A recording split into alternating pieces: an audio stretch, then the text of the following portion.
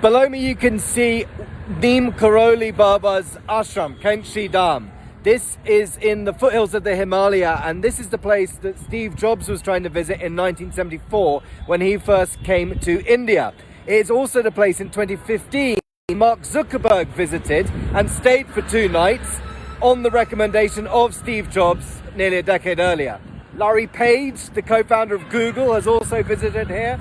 Pretty extraordinary that this small temple ashram here in the Himalaya has been visited by so many tech CEOs and Americans, inspired by the teachings of Neem Karoli Baba and the visits of Americans like Ram Dass, who authored Be Here Now based on the philosophy of Neem Karoli Baba.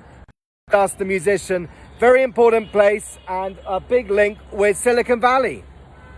But you know what? This is a much more beautiful valley. Pine trees, Devdas, Cheer, what else have we got? Palash, we've got teak, we've got oak trees, bunch, fantastic trees.